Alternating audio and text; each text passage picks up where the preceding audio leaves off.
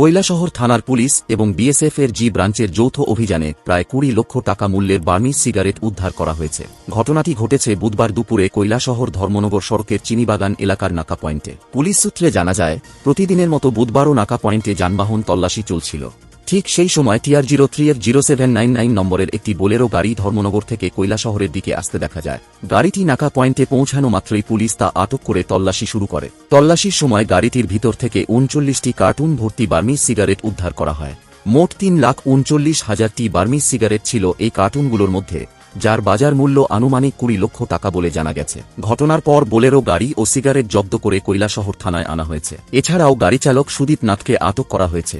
OC Tapas Malakar জানিয়েছেন, সুদীপ নাথের বাড়ি উত্তর জেলার পানিসাগর থানার তিলথই গ্রামে। পুলিশ এখন ঘটনার সঙ্গে জড়িত অন্যান্য ব্যক্তিদের শনাক্ত করতে তদন্ত চালিয়ে যাচ্ছে। আমাদের একটা নাকা পয়েন্ট আছে, এখানে আমরা 24/7 আমরা চেকিং করি।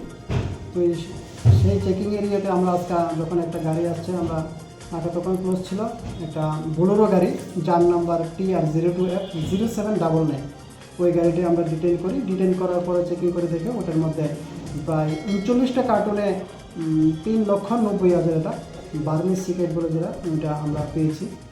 আর এখানে আমাদের সঙ্গে অনেক সময় বিএসএফের যে ব্রাঞ্চের তারাও থাকে, তারা অবজারভেশন করার জন্য আজকে ওরা ছিল।